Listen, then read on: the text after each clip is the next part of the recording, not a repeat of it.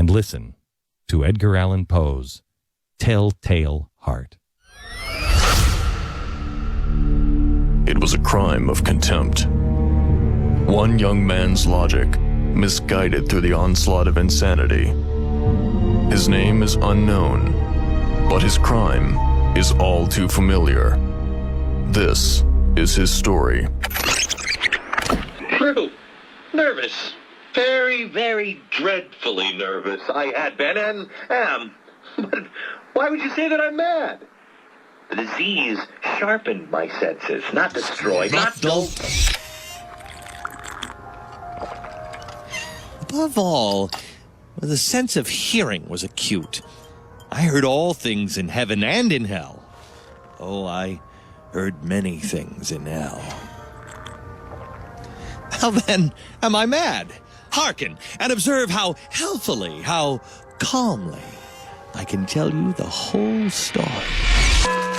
It's impossible to say how the first idea entered my brain, but once conceived, it haunted me day and night. Object, there was none.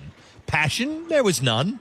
I loved the old man. He had never wronged me, had never given me insult. For his gold, I had no desire. I think it was his eye.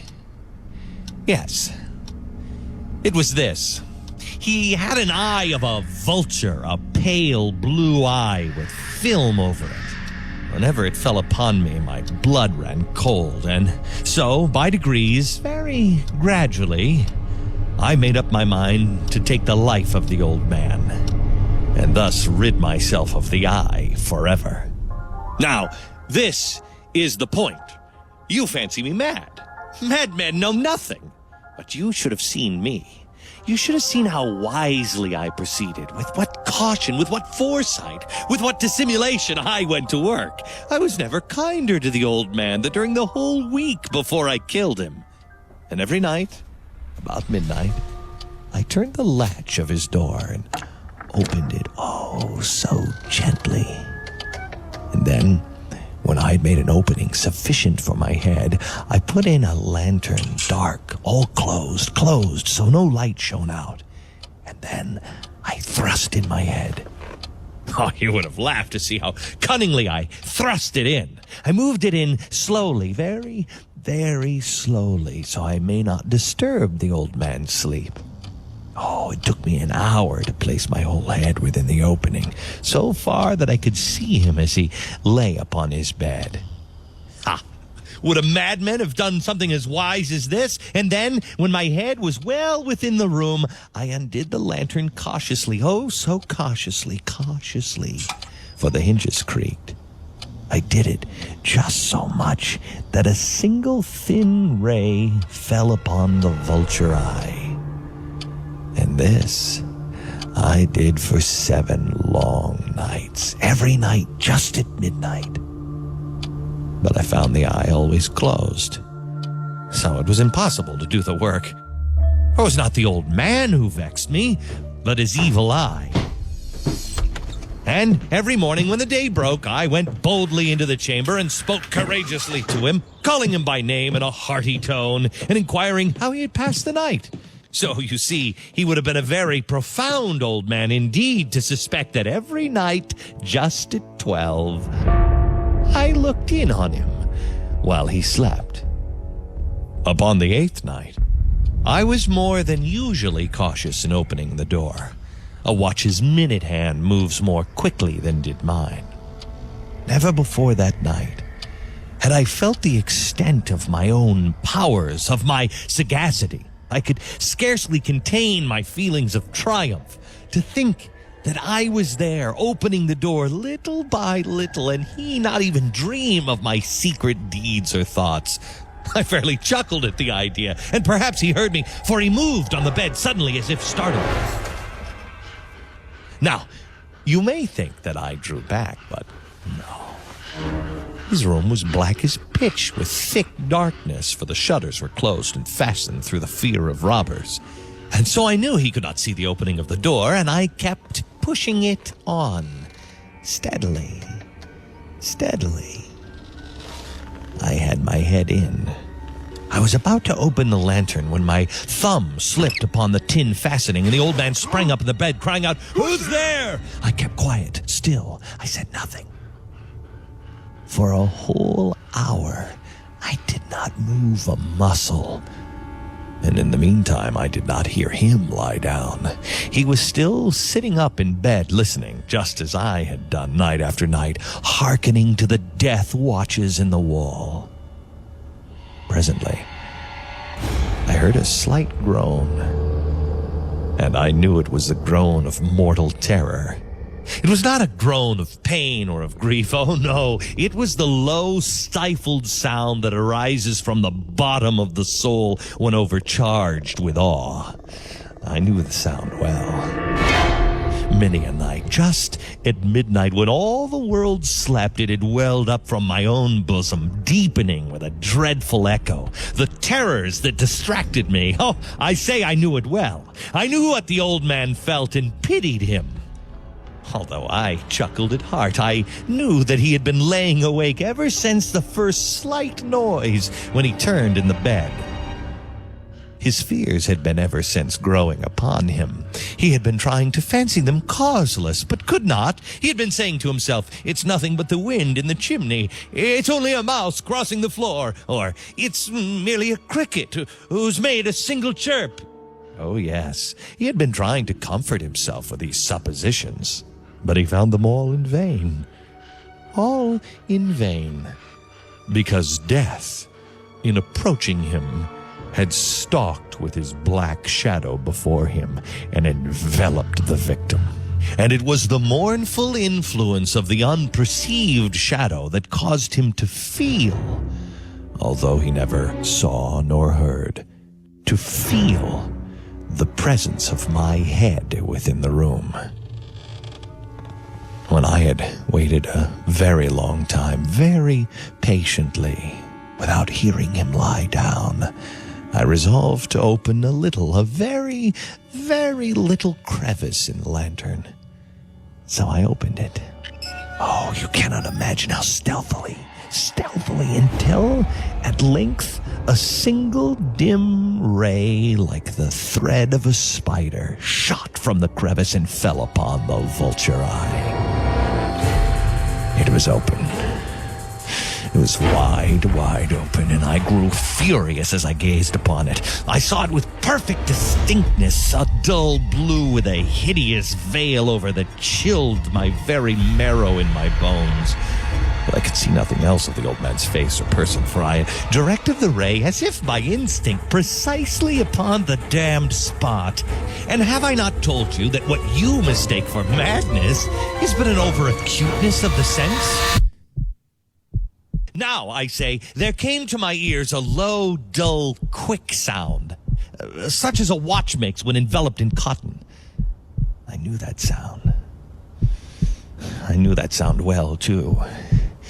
It was the beating of the old man's heart. It increased my fury as the beating of a drum stimulates a soldier into courage. But even yet, I refrained. I kept still. I scarcely breathed. I held the lantern motionless. I tried how steadily I could maintain the ray upon the eye. Meantime, the hellish tattoo of the heart increased. It grew quicker and quicker and louder every instant. The old man's terror must have been extreme. It grew louder. I say louder every moment. Do you mark me well? I told you that I was nervous, and so I am. And now, at the dead hour of night, amid the dreadful silence of that old house, so strange a noise as this excited me to uncontrollable terror. Yet, for some minutes longer, I refrained and stood still, but the beating grew louder and louder. I thought his heart must burst, and then a new anxiety seized me. The sound would be heard by a neighbor. The old man's hour had come. With a loud yell, I threw open the lantern and leaped into the room. He shrieked once. Only once. In an instant, I dragged him to the floor and pulled a heavy bed over him. Then I smiled gaily to find the deed so far done. But for many minutes, his heart beat on with a muffled sound. This, however, didn't vex me. It would not be heard through the wall. At length, it ceased. The old man was dead. I removed the bed and examined the corpse.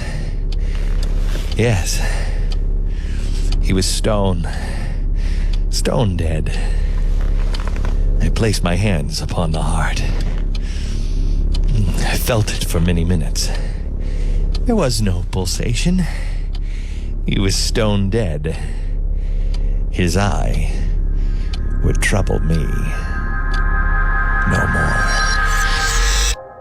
If you still think me mad, you will think so no longer when I describe the wise precautions I took for the concealment of the body. The night waned, and I worked hastily, but in silence.